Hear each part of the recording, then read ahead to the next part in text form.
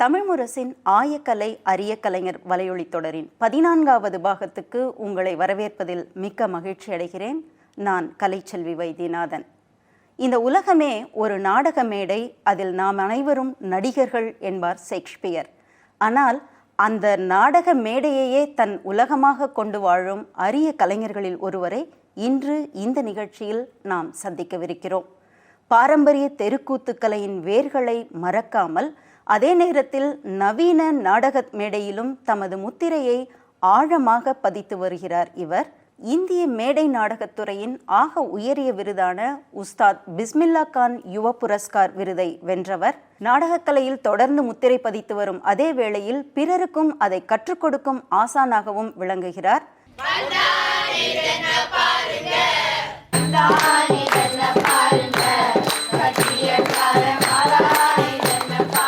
திரு பழனி முருகன் அவர்கள் இன்று நம் அரங்கிற்கு வந்துள்ளார்.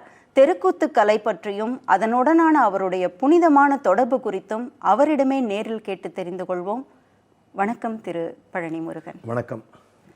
இன்றைக்கு சினிமாங்கிற ஒரு வலுவான ஊடகத்துடைய வெளிச்சம், இப்போ பரவலாக இருக்கிற சோஷியல் மீடியா சமூக ஊடகங்களுடைய அந்த ஈர்ப்பு, இதற்கெல்லாம் அப்பாற்பட்டு எப்படி இந்த துறை மீது உங்களுக்கு ஈர்ப்பு வந்தது? எந்த வயதுலேருந்து இதில் ஈடுபட ஆரம்பிச்சிங்க?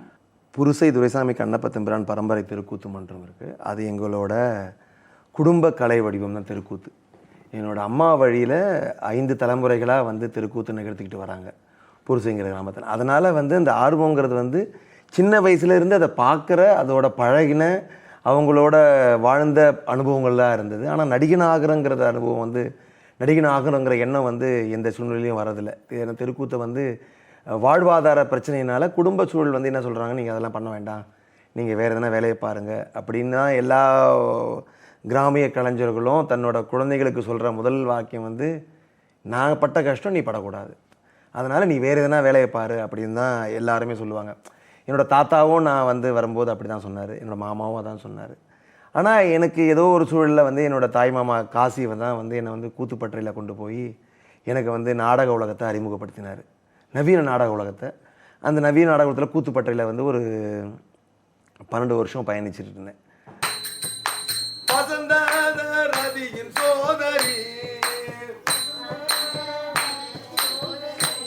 நான் என்னோட பாரம்பரிய கலை வடிவமான தெருக்கூத்தை நான் கற்றுக்கணுமோ இல்லை அதோட பயணிக்கணுமோன்ற எண்ணமும் வரலை. ஏன்னா எனக்கு நான் நகரத்திலேயே பிறந்து நகரத்திலேயே வளர்ந்த காரணத்தினாலே இது நகரத்தை நோக்கியே நான் என்னோடய வேலைகள் எல்லாமே இருந்தது. மற்ற நாடியங்கள், மற்ற கலை வடிவங்களை படிக்கிறது, களரி பயிட்டு, சிலம்பம், தேவராட்டம், அப்புறம் வந்து பரதநாட்டியம், கான்டெம்பரரி டான்ஸ், இப்படி பழகிறதுலையே இருந்தது. அதுக்கான பார்வையாளனா மட்டும் தெருக்கூத்தை நான் போய் வருஷம் பார்க்குறதுங்கிறது மட்டும்தான் இருந்தது. அதில் நான் வந்து பயணிக்க போகிறேங்கிற எண்ணம் எனக்கு ஒரு இடத்துல கூட வரலை. ஏன்னா அதை பயணிக்க போகிறோங்கிறது எனக்கு எண்ணமே இல்லை. ஒரு நாள் நான் வந்து தூங்கிட்டு இருக்கும்பொழுது எனக்கு வந்து ஒரு திடீர்னு காலையில் முழிப்பு வந்தபோது நான் எழுந்துச்சு பார்த்தேன். அப்போ எனக்குள்ளே கேட்டுக்கிட்டேன், நீ இதெல்லாம் பண்ணுற, நீ யார் அப்படின்னா, இதெல்லாம் வந்து யாராலையும் பண்ணக்கூடிய எல்லாராலையும் பயணிக்கக்கூடிய ஒரு விஷயமா இருக்கும்பொழுது உன்னோட இடம், உன்னோட வேறு எது அப்படிங்கிறத நீ கேட்கணும் அப்படின்னு தோணுச்சு எனக்கு. அப்போ உடனே என்னோடய மாமா, என்னோடய குரு சம்பந்தனுக்கு அவருக்கு ஃபோன் பண்ணேன். அப்படி தான் என்னை முதல் தெருக்கூத்தை கற்றுக்கணுங்கிற ஒரு ஆர்வம் அங்கே தான் எனக்கு உண்டாச்சு. அப்போது அது வந்து ஒரு ஆரம்ப கட்டமாக இருந்தது. அதுக்கப்புறம் அதுக்கு அடுத்த பயணங்கள் திருப்பி தொடர ஆரம்பிச்சுது. பயணங்களை வேறு வெளிநாடு பயணங்கள் அப்படியே இருந்து அதுக்கப்புறம் திருப்பி நான் வந்து என்னோடய மேரேஜுக்கு அப்புறம்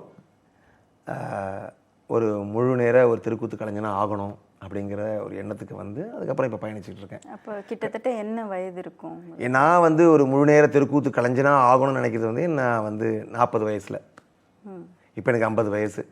ஆனால் அதுக்கு முன்னாடி அதை பற்றின ஒரு அறிமுகம் இருந்தது. அதை பற்றி பார்க்கறது என்னோட கல்யாணம் 35 வயசில் கல்யாணம் ஆகும்போது அது வந்து என்னோடய தாய் மாமா பொண்ணையே கட்டிக்கிட்டேன். அவங்களும் தெருக்கூத்தை பற்றி தெரிஞ்சவங்க, ஏன்னா எங்கள் மாமா தான் அவரோட ஆசான். அப்போ அதன் மூலமாக அவங்களுக்கும் இதை பற்றின ஒரு பிரச்சனை கிடையாது. அப்படின்னும்பொழுது எல்லா பாரதத்துக்கும் போய் பார்க்குறது, இதை வந்து தெரிஞ்சுக்கணுங்கிற ஒன்று தான். நான் வந்து அதில் இருக்க போகிறேங்கிறதுனால இல்லை, நம்ம பாரம்பரியத்தை தெரிஞ்சுக்கணும் அப்படிங்கிறதுனால வந்து ஒரு 3-4 வருஷம் வந்து எல்லா கூத்து நடக்கும்பொழுதும் போய் பார்த்து அதுக்கப்புறம் வரும்பொழுது சரி அந்த பார்வையை வந்து என்னை புரிதலை வந்து எனக்கு உண்டாக்குச்சு. தெருக்கூத்துனா என்ன மாதிரியான பண்ண முடியும், அது எப்படி எனக்குள்ளே வரப்போகுது அப்படிங்கிற எல்லா கேள்விகளுக்கும் அந்த பார்த்துட்டே இருக்கும்பொழுதே புரிஞ்சு கற்றுக்கிட்டேன். அதுக்கப்புறம் நான் வந்து என்னோட பல அனுபவங்களை வந்து கூத்தில் நான் கற்றுக்க வரும்பொழுது அது எனக்கு உதவிகரமாக இருந்துச்சு.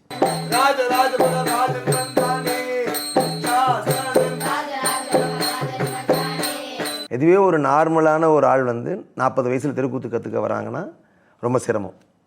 ஆனால் இந்த எல்லா பயிற்சியும் இருந்ததுனால அதனால் எனக்கு சீக்கிரமாக எனக்குள்ளே போக முடிஞ்சுது. அது இல்லாமல் எனக்கு வந்து ஒரு சின்ன வயசுலேருந்து அனுபவம் வந்து குழந்தை பருவத்திலேருந்து இந்த கூத்து கேட்குறது, என்னோடய வீட்டில் எல்லாரும் உரையாடுறதும் அதுதானே இருக்கும். நான் என்ன ஒரு வேலை பண்ணாலும் அந்த உரையாடல்கள் வந்து என் தாத்தாவோ என்னோடய மாமாவோ இல்லை எங்கள் அப்பாவோ ஏதோ பேசும்போது அந்த தெருக்கூத்தை பற்றி தான் உரையாடல்கள் இருக்கும். அதனால் அது வந்து தொடர்ச்சியாக அப்படியே நடந்துருச்சு. தெருக்கூத்து பற்றி கொஞ்சம் சொல்லுங்களேன். தெருக்கூத்து வந்து தமிழகத்தோட பாரம்பரிய கலை வடிவம், ரொம்ப தொன்மையான கலை வடிவம். அது வந்து சிவபெருமான் ஆடின கூத்துங்கிறதுல தான் நமக்கு கூத்துங்கிற வார்த்தை வருது.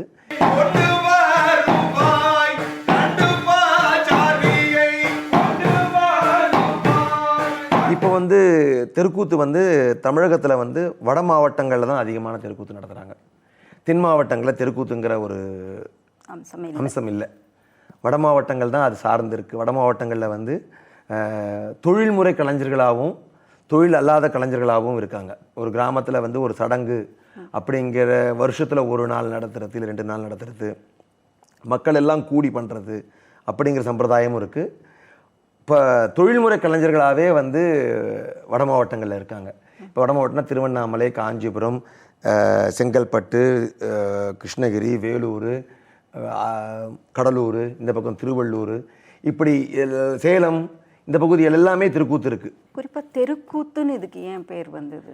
கூத்துன்னு பொதுவாக வைக்காம ஏன் தெருக்கூத்து? அது எனக்கு நான் இப்போ படிக்கும்போது சொல்லும்போது எனக்கு வந்து அது திருக்கூத்து, தில்லையில் ஆடிய திருக்கூத்துலேருந்து தெருக்கூத்தாக மாறி இருக்குங்கிறத ஒரு மருவி பூ இருந்த வள்ளி இப்போ பூந்தமல்லியான மாதிரி கதையாக இருக்கும் போல் இருக்குமோ அப்படின்னு தோணுது எனக்கு.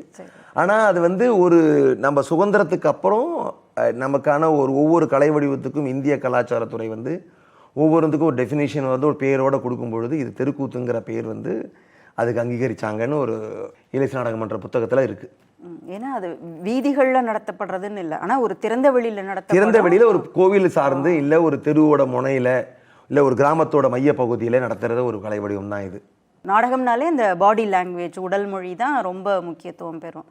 இதுக்கான பரிணாம வளர்ச்சி எப்படி இருந்தது? அது இதுக்கு உதவுச்சு அப்படின்னு சொன்னீங்க. எப்படி அது அந்த இது? இப்போ ஒரு பாடி டிசிப்ளின் வருது இல்லையா, அந்த பல பயிற்சிகள் செஞ்சும் போது வந்து நம்ம பாடியை பற்றின ஒரு புரிதல் இருக்கும். உடனே இப்படி செய்யணும்னு நினைக்கும் போது அதை செய்ய முடியும். அந்த மாதிரியான விஷயங்கள். இப்போ காலுக்கான வந்து அடவுகள்னால் நான் ஏற்கனவே வந்து ஃபோக் டான்ஸ்லாம் படிச்சிருக்கிறதுனால எல்லா அடவுகளையும் ஈஸியாக என்னால் வந்து அதை போட்டுக்க முடியுது. இன்னொரு விஷயம் வந்து ஒரு புரிதல் எனக்கு ரொம்ப சிரமமாக இருந்தது. என்னென்னா தெருக்கூத்துக்கு வரும்பொழுது இப்போ நவீன நாடகங்களில் வந்து ஒத்திகை, ஒரு நாடகத்தை வந்து பல நாள் ஒத்திகைப்படுத்தி அதை அரங்கேற்றம் செய்வோம். இப்போ கூத்தில் வந்து ஒத்திகைங்கிற பகுதியே குறைச்சல். ஆடி ஒத்திகை பண்ணுறதே கிடையாது, வாசிப்பு பண்ணுறது. புருதியை கொடுப்பாங்க, புத்தகத்தை கொடுப்பாங்க, அதை நீங்கள் கதைகளை படித்து கொடுப்பாங்க. ஆசிரியர் வந்து குரு வந்து பாடலாக பாடி கொடுப்பாரு. நீங்கள் அந்த பாடலை வீட்டுக்கு கொண்டு போயிட்டு நீங்கள் மனப்பாடம் பண்ணி வரணும். வந்தபோது நேராக ஒரு நாள் வந்து எல்லா கலைஞர்களும் ஒன்றா சேர்ந்து ஒன்றா படிப்போம், ஒன்றா பாடுவோம். பாடுறதுக்கப்புறம் அடுத்த நாள் வந்து அதை மேடை ஏற்ற வேண்டியது தான் வேலை.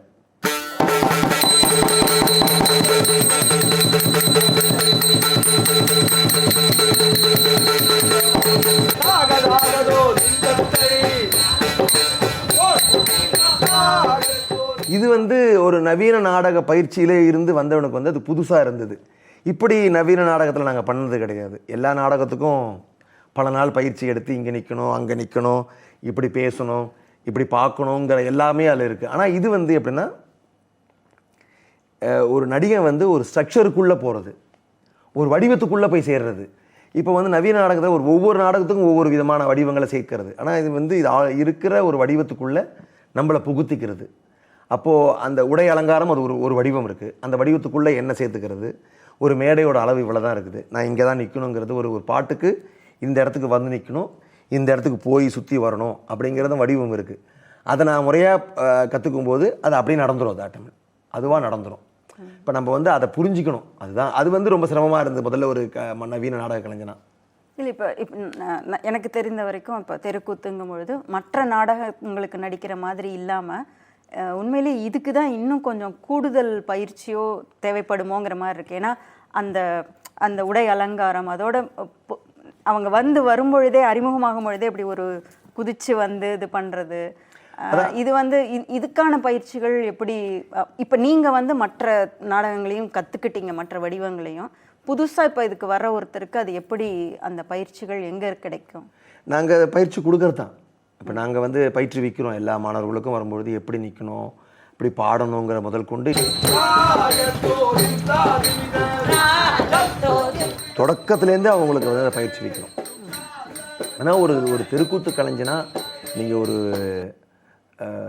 ஓரளவுக்கு ஒரு தெருக்கூத்து கலைஞனாக இருக்குன்னா குறைஞ்சபட்சம் நீங்கள் ஒரு 5 வருஷம் 5லேருந்து 6 10 வருஷத்துக்குள்ளே நீங்கள் ஒரு நடிகனாக ஆகிறதுக்கான காலம் எடுக்கும்.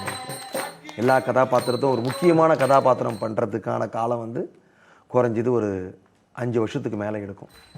அதுக்கு மேலே உங்களோட ஆர்வம் தான். நீங்கள் அந்த 5 வருஷத்துக்குள்ளே கற்றுக்க முடியுமா? ரொம்ப சிரமம்தான் ஒரு பெரிய கதாபாத்திரத்தை புரிஞ்சுக்கிறது. ஏன்னா இப்போ தான் நாங்கள் அது புத்தக வடிவிலோ இல்லை ஒரு எழுத்து வடிவிலையோ கொடுக்குறாங்க. முந்தைய காலங்களில் ஓரல் ஸ்கிரிப்ட் தான். நீங்கள் ஓரல் காதில் கேட்டு தான் நீங்கள் அதை அடுத்த நீங்கள் செஞ்சு காட்டணும். உங்களுக்கு வாய்ப்பு நீங்கள் கேட்டுக்கிட்டே இருக்கணும் 5 வருஷம் 6 வருஷம். அதுக்கப்புறம் எப்போனா ஒரு வாய்ப்பு வரும்போது நீங்கள் அதை பயன்படுத்தணும். அந்த நேரத்தில் உங்களுக்கு எப்படி இருக்குன்னு பார்ப்பாங்க. அதுக்கப்புறம் தான் அது நடக்கும். அதுவும் ஒத்திகையும் இல்லாம காலத்தில் சின்ன சின்ன திருத்தங்கள் மட்டும்தான் ஆசிரியர் சொல்லுவார். ஆமாம், அது இன்னைக்கு நைட்டு நீங்கள் நடத்த போகிறீங்க, ஒரு ஆள் வரல, இல்லை உங்களுக்கு நீ ஆர்வம் இருக்குன்னா ஒரு சின்ன கதாபாத்திரத்தை கொடுப்பாரு. இன்றைக்கி இது மனப்பாடம் பண்ணிட்டு வா, சாயங்காலம் பார்க்கணும். அப்போ போகிற வழியில் சொல்லி கொடுத்துட்டே போவாங்க. அதை அன்னைக்கு நிகழ்ச்சியில் அவருக்கு வேஷம் போட்டு பண்ண விடுவாங்க. அது எப்படி பண்ணுறாருன்னு பார்த்தாங்கன்னா சரி, அதுக்கப்புறம் அதோட வளர்ச்சியை நடந்துகிட்டே இருக்கும். கொஞ்சம் கொஞ்சமாக வரும். இப்போ நாடகம்னு பார்க்கும்பொழுது பேராசிரியர் ராமானுஜம் அவர்கள் அந்த கைசிக புராணம் நாடகத்தை மறு உருவாக்கம் செய்தாங்க. அது சில காலம் அது வழக்கொழிஞ்சிடுச்சு, அவங்க தான் அதை மறு உருவாக்கம் செய்தாங்க அப்படின்னு கேள்விப்பட்டோம். அதில் நீங்கள் மிகப்பெரிய பங்களிப்பு கொடுத்துருக்கீங்க, அதில் உங்களுடைய பங்கும் அதிகம் அப்படின்னு கேள்விப்பட்டோம். அதை பற்றி கொஞ்சம் சொல்லுங்கள். இது ஒரு சதிர் ஆடுற அவங்களோட கலைவடிவம் தான். இது திருநெல்வேலியில் திருக்குறங்குடின்னு ஒரு சின்ன கிராமம். அந்த கிராமத்தில் இது ரொம்ப வருஷமாக அது நடத்திக்கிட்டு இருந்தவங்க. ஒரு 50-60 வருஷமாக அது வழக்கொழிஞ்சி சும்மா அது ஒரு சம்பிரதாயம் மட்டுமாவே நடந்துகிட்டு இருந்தது. ஆனால் அந்த கைசிகம் அந்த ஏகாதசி அன்னைக்கு அது சம்பிரதாயம் கோவிலில் நடத்தணும். அது ஒரு பெருமாள் கோவில். அது பெருமாள் கோவிலில் அன்னைக்கு அந்த பாரம்பரிய சதிர் கலைஞர்கள் அன்றைக்கி நட்டுவனார் இருப்பார். அவர் புத்தகத்தை படிப்பார், அவங்க 2 கை பிடிப்பாங்க. அப்படி தான் இருந்தது. ஆமாம், அதை அவர் அவரோட ஊர் நாங்குநேரி. திருக்குறங்குடிக்கும் அதுக்கும் ஒரு 4-5 கிலோமீட்டர் தான் தொலைவு உள்ளது. அவர் அந்த மண் சார்ந்தவர். அவர் அதை ஒரு நாள் பார்த்துட்டு அவர் தஞ்சாவூரில் குடியிருந்தவர். அப்புறம் அதை போய் பார்த்ததுக்கப்புறம் நான் முத்துசுவாமி இருக்கார் இல்லையா, நாடக கூத்துப்பட்டில், அப்போது அவருக்கு தொடர்பு இருந்ததுனால அவர்கிட்ட சொன்னார் இந்த மாதிரி ஒரு வடிவம் இருக்குது அப்படின்போது இவங்க எல்லாம் போய் பார்த்தாங்க. பார்த்துட்டு அதுக்கப்புறம் அனிதா ரத்னம் டிவிஎஸோட ஃபேமிலி, அவங்களோட பூர்வீக ஊரே திருக்குறங்குடி தான். ஸோ அவங்கக்கிட்ட போய் சொல்லும்பொழுது இந்த மாதிரி உங்கள் கிராமத்தில் இந்த மாதிரி ஒரு கலை வடிவம் இருக்குது, அதை இவ்வளோ சிறப்பாக இருந்த கலை வடிவம் இப்போ அது இல்லாமல் இருக்குது, வழக்கொழிஞ்சு போயிட்டு இருக்குது, இன்னும் மிஞ்சி போனால் இன்னும் ஒரு 5 வருஷம் தான் இருக்கும். ஏன்னா அவங்களுக்கு நான் பார்க்கும்பொழுது அவங்களுக்கு 80 வயசு அந்த பாட்டிங்களுக்கு, 60-70 வயசு 80 வயசு அப்படி இருந்த பாட்டிகளால் கைப்பிடிச்சு அதுக்கப்புறம் அவங்க காலத்துக்கு அப்புறம் அது இருக்காது அப்படிங்கிற வழக்கம் போயிடணும் போது இவங்க அதுக்கான முன்னெடுப்பு எடுத்தாங்க. அனிதா ரத்னம் மேடம் தான் ஒரு பெரிய முன்னெடுப்பு எடுத்து அதை எல்லாத்தையும் கோஆர்டினேட் பண்ணி எல்லாரை பற்றியும் எடுத்து, ஏன்னா அது ஒரு புத்தக வடிவில் தான், எழுத்து வடிவில் தான் இருந்தது. அதை எப்படி நடத்தியிருப்பாங்க, எப்படி பாடியிருப்பாங்கன்றதே தெரியாது. ஆனால் அதை முழுமையாக ராமானுஜம் சார் அதை ஆய்வுக்குட்படுத்தி எல்லாரையும் போய் பேசி அதை இன்டர்வியூ எடுத்து அது டாக்குமெண்ட்டாக கொடுத்து அப்புறம் எங்களுக்கு அதை காமிச்சு, அதுக்கப்புறம் அதில் நான் ஆரம்ப கட்டத்தில் ஒரு நவீன நாடக கலைஞர் ஒரு அங்கே பரதநாட்டியம் ஆடக்கூடிய ஒரு பையனுக்கு பயிற்சி வைக்க தான் போனேன். அப்போ அதனால் அந்த சூழலில் அந்த பையனால் நடிக்க முடியாமல் போனதுக்கப்புறம் அந்த இடத்த நான் வாய்ப்பு எனக்கு கிடச்சிது. அதுக்கப்புறம் தொடர்ச்சியாக ஒரு 5-6 வருஷம் பண்ணிகிட்டு இருந்தேன். அதுக்கப்புறம் திருப்பி என்னோடய வேலையின் காரணமாக நான் தொடங்க முடியல. இப்போ திருப்பி ஒரு 5 வருஷமாக அதை செஞ்சுக்கிட்டு இருக்கேன். வருஷத்தில் ஒரு நாளுங்கிறது வந்து கைசிகி ஏகாதேசிக்கு அன்றைக்கி வந்து அதை எங்கே இருந்தாலும் அதை போய் அன்றைக்கி அதை பண்ணி கொடுத்துட்டு வந்துடுவோம். அது என்னைக்கு வரும் அந்த கைசிகை ஏகாதசி? இந்த வருஷம் வந்து டிசம்பரில் வருது. சரி. அது பஞ்சாங்கத்தை பார்த்து அது ஜிஆர் சொல்லுவார் இந்த நாளில் வருதுன்னு. அதுக்கு ஒரு நேரம் குறிப்பாங்க, அந்த நேரத்தில் போய் நிகழ்ச்சி பண்ணணும். சரி. இப்போ அரங்கம் ட்ரஸ்ட் அவங்க அனிதா ரத்னம் அந்த அந்த அமைப்போடு சேர்ந்து நீங்கள் நிகழ்ச்சிகள் படைக்க ஆரம்பித்ததுக்கப்புறம் அந்த அனுபவம் உங்களுடைய கலையில் ஏற்படுத்தின தாக்கம் என்ன? கூத்துப்பட்டில் இருக்கும்பொழுது தொடர்ச்சியான சில பயிற்சிகளை கொடுப்பாங்க. தேவராட்டம், தப்பாட்டம், சிலம்பம், இப்படியான பயிற்சிகளை கொடுத்துட்டு நான் களரி பயிற்சிலாம் படிச்சுட்டு இருந்து அதெல்லாம் வந்து ஒரு நடிகனுக்கான உடல் ட்ரைனிங்காக தான் இருந்தது. உடல் மொழிக்காக மட்டுமே அந்த பயிற்சிகள்லாம் இருந்தது. அதை வந்து நாடகத்தில் உபயோகப்படுத்தணுமானா அது தேவை இருக்காது. சில நாடகங்களுக்கு அது தேவைப்படும். ஆனால் அதை வந்து ஒரு பயிற்சியாகவே ஆரம்ப கட்டத்தில் பயிற்சியாக வச்சுருந்தாங்க. அப்போ வந்து அனிதா ரத்னம் வந்து 96, 97 வந்து ஒரு புதிய நாட்டிய வடிவத்தை வந்து நாட்டியத்தை தயாரிக்கணும் அப்படின்னு ஒரு ஐடியா இருக்கும்போது கூத்துப்பட்டறையோடு அவங்களுக்கு வந்து அவங்க வந்து ஒரு மாடர்ன், அவங்க கிளாசிக்கல் படிச்சிருந்தாலும் ஒரு மாடர்னிட்டியான ஆள். அவங்க மாடர்னான ஒரு விஷயங்களை பண்ணணும், கான்டெம்பரரியாக பண்ணணும்னு நினைக்கும்பொழுது கூத்துப்பட்டறையை வந்து அனுப்பிச்சிருக்காங்க. அப்போ கூத்துப்பட்டறையில் இந்த மாதிரியான ஒரு ஃபிசிக்கல் தயாரான ஒரு ஆள் வந்து பழனி இருக்காரு, நீங்கள் அழைச்சிட்டு போங்கண்ணா. அதுதான் என்னோட முதல் அவங்களோட போய் அந்த களரி பயிட்டு இந்த மாதிரியான விஷயங்களை அவங்களோட நாட்டிய வடிவத்தில் பங்கு பெற்றேன். அதுக்கப்புறம் தொடர்ச்சியாக அது வந்து என்னை வந்து ஏதோ ஒரு வகையில் என்னை கடத்தி பிடிக்க ஆரம்பிச்சிருச்சு அவங்களோட பயணிக்கணும்னு. அப்போ வந்து அவங்க எல்லா புதிய படைப்புகளுக்கும் எனக்கு வந்து ஒரு வாய்ப்பு கொடுப்பாங்க. ஏதோ ஒரு வாய்ப்பு எனக்கு இருக்கும். அதனால் வந்து அதை தொடர்ச்சியாகவே இருந்தேன். அதுதான் என்னை வந்து பரதநாட்டியம் படிக்கணும் அப்படிங்கிற ஆர்வத்தை உண்டு பண்ணிச்சு. அதுதான் எனக்கு வந்து கான்டெம்பரரி டான்ஸ் படிக்கணுங்கிற ஒரு ஆர்வத்தை உண்டு பண்ணி அதோட வேலை செய்யணுங்கிற ஆர்வத்தை உண்டு பண்ணிச்சு. அது வந்து ரொம்ப எனக்கு வந்து அனிதா ரத்னம் வந்து ரொம்ப என்னோடய லைஃப்பில் ரொம்ப முக்கியமான ஒரு ஆள். அவங்க என்னை வந்து அடுத்த எனக்கு நடிகனாக இருந்துலேருந்து என்னை ஒரு நாட்டிய வடிவத்தில் கொண்டு போகிறதுக்கு அவங்க ஒரு முதல் காரணமாக எனக்கு இருந்தாங்க. அவங்க தான் என்னோடய தொடக்கம் அந்த நாட்டிய வடிவத்துக்கு கொண்டு போகிறதுக்கு. இப்போ நாட்டிய உலகத்தில் போய் என்ன கேட்டால் பழனின்னு கேட்டால் தெரிகிற அளவுக்கு வச்சுருக்காங்கன்னா அது அவங்களோட வழியிலேருந்து வந்தது தான். நான் உலகம் பூரா பார்த்தீங்கன்னா நாடகம்னு முதல்ல நினைவுக்கு வர பெயர் ஷேக்ஸ்பியர் தான் பலருக்கும். பிரிட்டிஷ் இயக்குனர் டிம் சப்பிள் ஷேக்ஸ்பியரோட நாடகத்தை உலக மேடைகளில் பிரிட்டனில் மட்டும் இல்லாமல் பல நாடுகளில் மேடை ஏற்றினப்போ அதில் உங்களையும் தேர்ந்தெடுத்து அதில் 22 கலைஞர்கள் இருந்தாங்க இல்லையா, அதில் நீங்களும் ஒருத்தராக இது பண்ணீங்க. அப்போ ஷேக்ஸ்பியரோட பிறப்பிடத்துலேயும் அது நடந்தது இல்லைங்களா? அப்போ உங்களுக்கு எப்படி இருந்தது? அதாவது அவர் நம்மளுடைய காலத்துக்கு இப்போ நமக்கு சமகாலத்தில் இல்லாத ஒரு நாடக ஆசிரியர், அவருடைய படைப்பை ஒரு வெளிநாட்டு மண்ணிலேருந்து போய் ஒரு தமிழ் கலைஞராக நீங்கள் கொடுத்தப்போ உங்களுடைய மனநிலை எப்படி இருந்தது? அந்த நாடகமே வந்து எனக்கு வந்து ரொம்ப உத்வேகத்தை கொடுத்தது எனக்கு முதல்ல. ஏன்னா நம்ம வந்து ஒரு நடிகனாக வந்து இவ்வளோ பெரிய நாடக சமூகத்தோடு சேர்ந்து வேலை செய்ய போகிறோங்கிறது, மேற்று மொழிக்காரங்க, ஹிந்தி பேசக்கூடியவங்க, பெங்காலி பேசக்கூடியவங்க, இங்கிலீஷ் பேசக்கூடியவங்களோட என்னோட முதல் அனுபவம் அது ஒரு நாடகத்தில் போய் சேர்றதுங்கிறது. அதை வந்து நான் வந்து ஷேக்ஸ்பியரோட ஊரில் பண்ண போகிறோங்கிறது போது ரொம்ப சந்தோஷமாக இருந்தது எனக்கு. அதை எப்படி அங்கே இருக்கிறவங்க அதை ஏற்றுக்க போகிறாங்க அப்படிங்கிற ஒரு எண்ணத்தோடு தான் நாங்கள் போய் பண்ணோம். 10 நிகழ்ச்சி பண்ணோம். அப்போ வந்து எங்களுக்கு வந்து அது என்னால் மறக்கவே முடியாது. அந்த வந்து நம்ம ஊரில் வந்து அவ்வளோ ஒரு வரவேற்பு ஒரு நாடகத்துக்கு இருக்குமான்னா நான் அது பார்த்ததில்லை. தொடர்ச்சியாக 7 நாளும் 10 நாளும் ஹவுஸ்ஃபுல் ஷோவாக இருந்தது. ஒரு நாடகம் முடிஞ்சு கிட்டத்தட்ட வந்து ஒரு அரை மணி நேரம் வந்து பார்வையாளர் அங்கேயே நின்று கை தட்டிட்டு இருக்காங்க. நாங்கள் அந்த ஸ்டாண்டிங் மோஷனில் அப்படியே கை தட்டிகிட்டே இருக்காங்க, வெளியே போக முடியல. நம்ம வந்து ஒரு நாடக கலைஞர்கிட்ட வந்து யார் வந்து ஒரு ஆட்டோகிராஃப் வாங்குவாங்க? நாங்கள்லாம் நாடகம்லாம் முடிச்சுட்டு மேக்கப்லாம் கழிச்சு போட்டு வெளியே போயிட்டு இருக்கும்போது பார்த்தா எல்லாம் வரிசையில் நிற்கிறாங்க பின்னாடி பேக் ஸ்டேஜில், எல்லார்ட்டையும் கையெழுத்து வாங்குறாங்க. எனக்கு வந்து அது வந்து எனக்கு ஒரு இங்கே வந்து ஒரு சினிமா இல்லை ஒரு பாடகர்கள்ட்ட கையெழுத்து வாங்குறதா இருக்கும் எனக்கு தெரிஞ்சு. ஒரு நாடக நடிகங்கிட்ட வந்து அதுவும் என்னை சின்ன வருஷமோ பெரிய வருஷமோ வாங்கிறது கிடையாது. ஆனால் அங்கே வந்து நான் முதல்ல அதுதான் எனக்கு. அதை வந்து மறுநாள் முழுக்க எங்கே ஒரு கேஃபேல போய் பண்ணினாலும் சரி, ஒரு ஹோட்டலில் போய் நின்னாலும் சரி, ஒரு பஸ் ஸ்டாப்பில் போய் நின்னாலும் சரி, அந்த ஊரே வந்து அதை அடையாளம் தெரிஞ்சு அதை கொண்டாடிக்கிட்டே இருக்காங்க. அதுக்கப்புறம் வந்து அவரோட அவர் வளர்ந்த வீடு, அவர் வந்து அந்த இடம் இருந்த இடம் அப்படியே பாதுகாக்கிறாங்க இன்னமும், அந்த கிரவுண்ட் ஸ்பேஸை மட்டும். அதெல்லாம் போய் பார்த்தது வந்து எனக்கு ரொம்ப அற்புதமாக இருந்தது. எப்படி இன்னும் அந்த அவங்களோட அந்த ஷேக்ஸ்பியரை வந்து இன்னும் போற்றி பாதுகாத்து வச்சுருக்கிறாங்க அப்படிங்கிறது வந்து ரொம்ப சந்தோஷமாக இருந்தது. இத்தாலி தான் நாடகக்கலையோட தொட்டில்னு அவங்க சொல்லிக்கிறாங்க. இத்தாலியில் படைச்சிங்களா? அங்கே எப்படி இருந்தது? வரோனாவில் இந்த நாடகத்தை நாங்கள் போட்டோம். 5 நாள் பண்ணோம். ரொம்ப பெரிய சிறப்பாக இருந்துச்சு. அந்த வரோனாவில் வந்து இந்த ஓப்பன் ஸ்பேஸ் பெரிய தேட்டர் ஒன்று இருக்குது. அது வந்து ரொம்ப பழமையான ஹிஸ்டாரிக்கல் தேட்டர் பிளேஸ் அது. அதில் வந்து செட்டு போட்டு அங்கே பண்ணாங்க.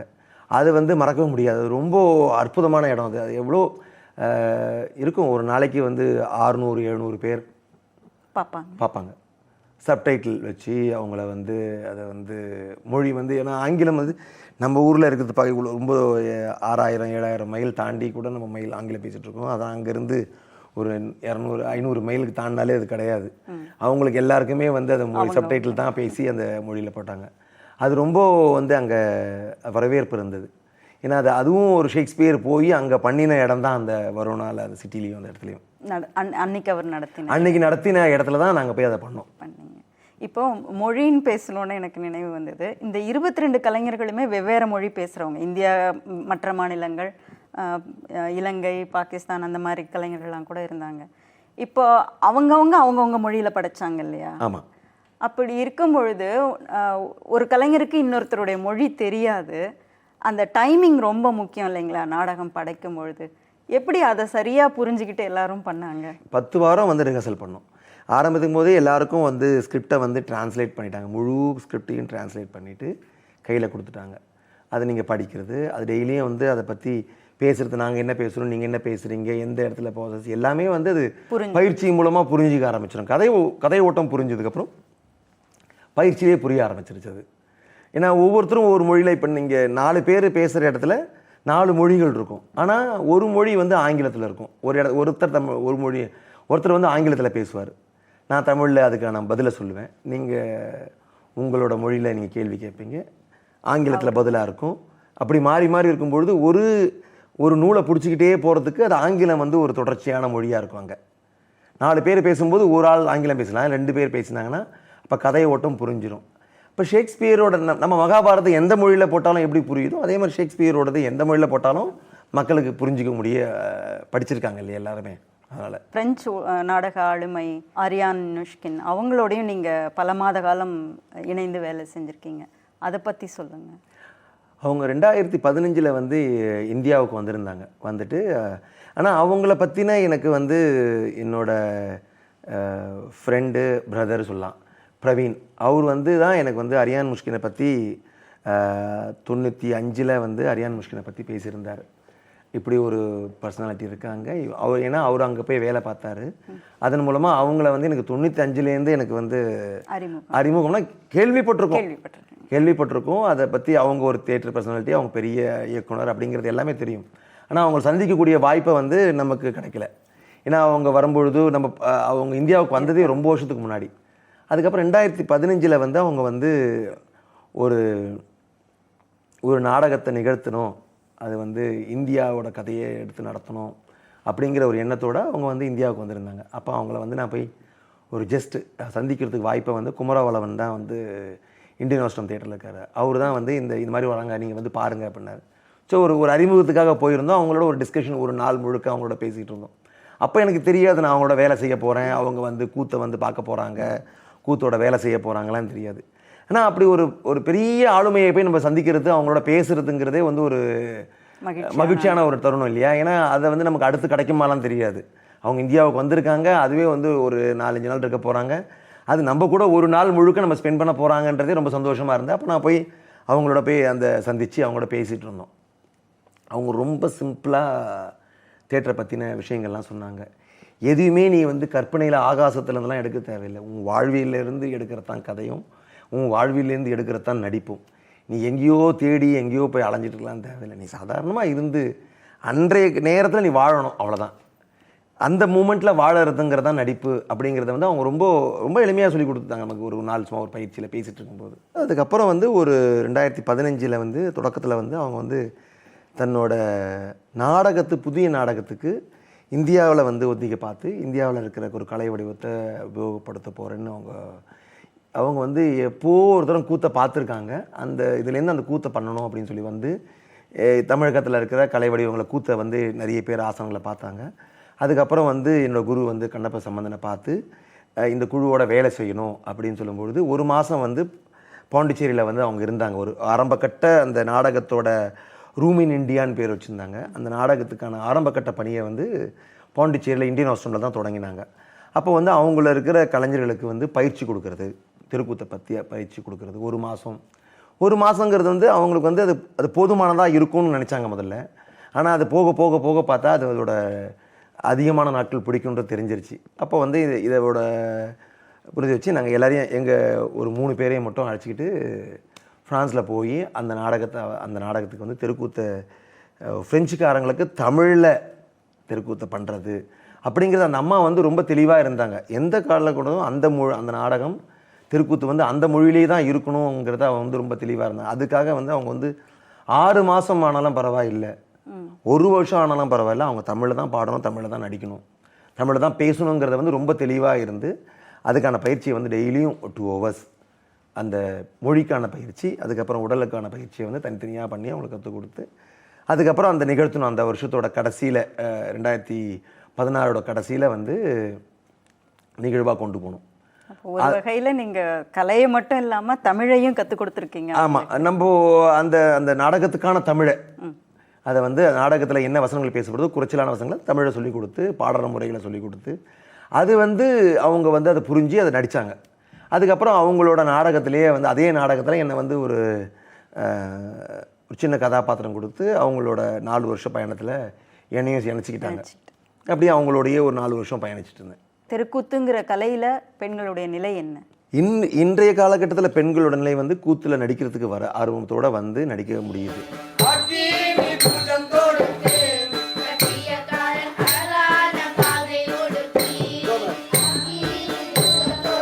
ஆனால் அன்றைய காலகட்டங்கள் வந்து ஒரு 30 வருஷத்துக்கு முன்னாடியே வச்சுக்கலாம். அதுக்கு முன்னாடி வரைக்கும் ஆண்கள் சார்ந்து தான் கலை வடிவமாக இருக்குது.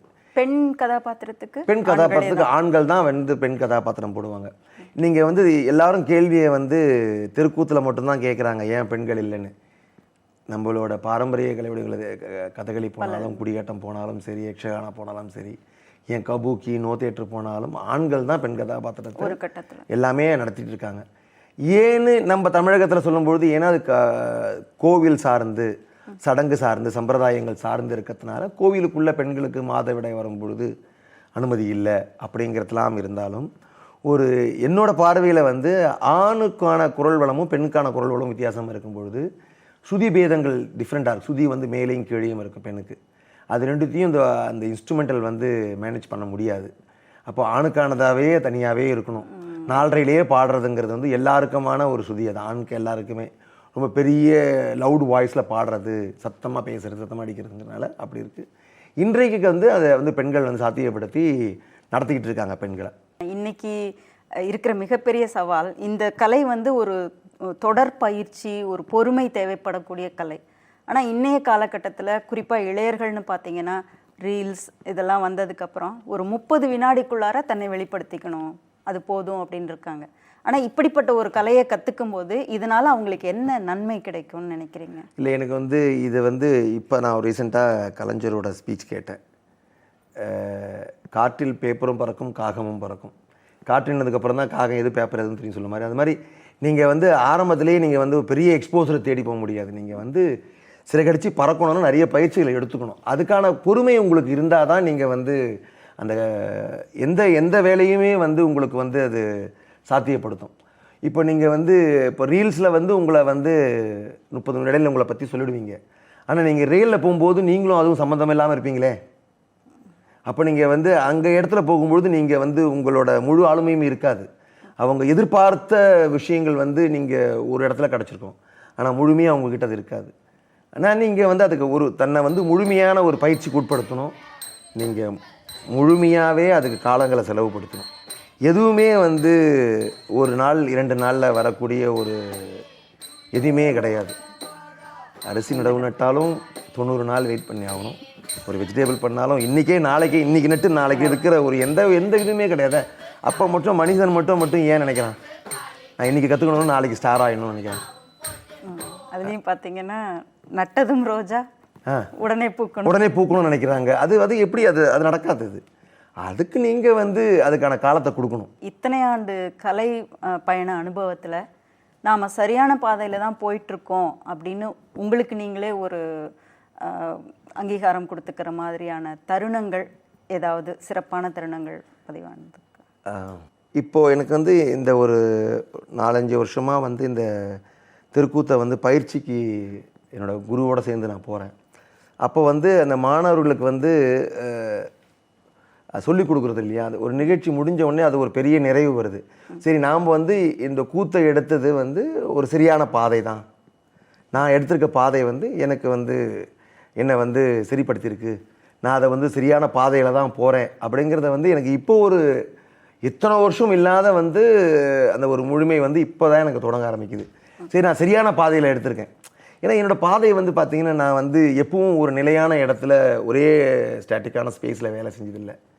நான் ஆரம்ப கட்டம் ஒரு பயிற்சி, அதுக்கு அடுத்த ஒரு வயசில் ஒரு பயிற்சி, அதுக்கு அடுத்த ஒரு காலகட்டங்கள் வேறு விதமான வேலைகள், அதுக்கு அடுத்து இந்த இடத்துக்கு வந்திருக்கேன். இந்த இடத்துலேருந்து நான் இன்றைக்கி அப்புறம் எங்கேயும் நான் போக மாட்டேன்.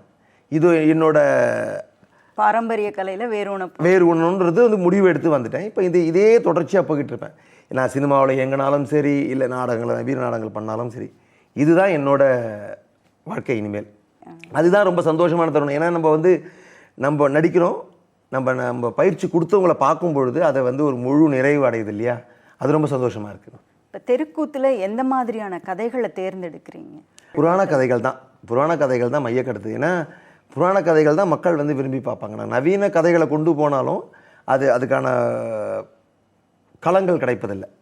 அதாவது நம்ம ஏற்கனவே தெரிஞ்ச கதைகளை அதை நம்ம கண் முன்னாடி அந்த கதாபாத்திரம் கொண்டு வரதை ரசிக்கிறாங்க மக்கள். இப்போ ராமாயணமோ மகாபாரதமோ இல்லைன்னா இரண்ய பக்த பிரகலாதா, அப்புறம் இந்த மாதிரி கதைகள் தான்.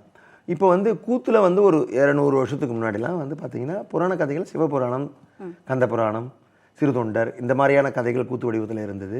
காத்தவரியான், அந்த மாதிரியான கதைகள்லாம் இருந்தது.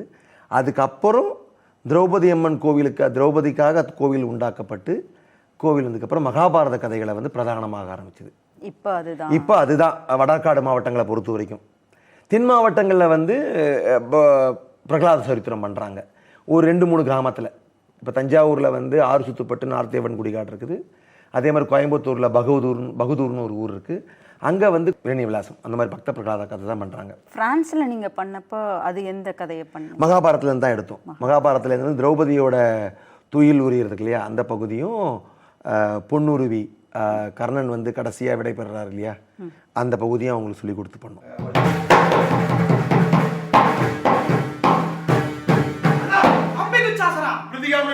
தீவிரமாக வளர்த்த காரணம் என்ன? அம்பி துச்சாசனா கொம்பிலே கொம்பிப்பட்டு உதரட்டி கொம்புமைத்ததென்றால் யார் நம்புவார்கள்? அந்த பஞ்ச பசங்கள் பாண்டவர்கள் நம்புவார்கள். அதை போன்று நினைத்துக் கொண்டால் காவலி என்கின்ற பெண் காவலன் சென்று அழைத்ததற்கு முன்னே தோற்றார்களா? பின்னே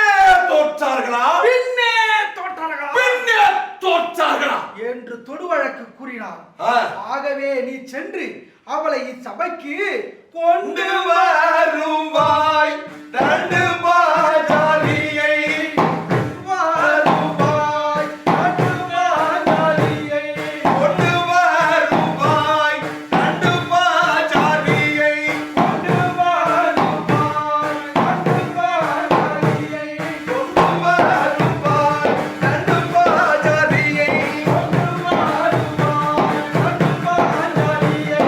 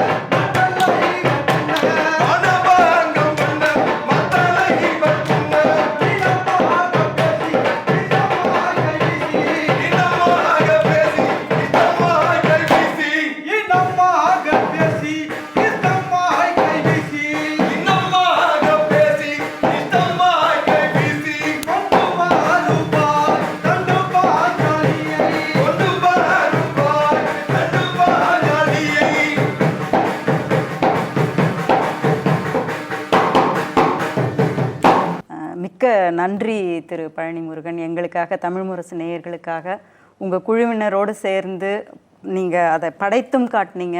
முன்னாடி பல தகவல்களையும் எங்களோடு பகிர்ந்துக்கிட்டீங்க. ஒரு நல்ல கலைஞன் அங்கீகாரத்தை தேடி போக வேண்டாம், அந்த கலைக்கான அவருடைய அர்ப்பணிப்பே அங்கீகாரத்தை அவரை தேடி வரவழைக்குங்கிறதுக்கு நீங்களும் உங்களுடைய இந்த கலைப்பயணமும் ஒரு சிறந்த எடுத்துக்காட்டுன்னு சொன்னால் அது மிக இல்லைன்னு தான் நினைக்கிறேன். இத்தனை ஆண்டு காலமாக இந்த கலைக்கான தாகத்தை நீங்கள் தக்க வச்சிட்ருக்கிறது ரொம்ப மகிழ்ச்சி அளிக்கிறது. உலக மேடைகளில் தங்களுடைய கலையை நிறுவ நினைக்கும் இளைய தலைமுறைக்கு நீங்கள் தொடர்ந்து ஒரு உந்து சக்தியாக விளங்க எங்களுடைய உளமார்ந்த வாழ்த்துக்கள். கலைச்சிறகை விரித்து உலகை வலம் வரும் வித்தக கலைஞர்களை தமிழ் முரசின் ஆயக்கலை அரிய கலைஞர் வலையொலி தொடரில் சந்தித்து வருகிறோம். மீண்டும் ஓர் அரிய கலைஞருடன் உங்களை சந்திக்கும் வரை நன்றி கூறி விடைபெற்றுக் கொள்கிறேன். நான் கலைச்செல்வி வைத்தியநாதன். வணக்கம்.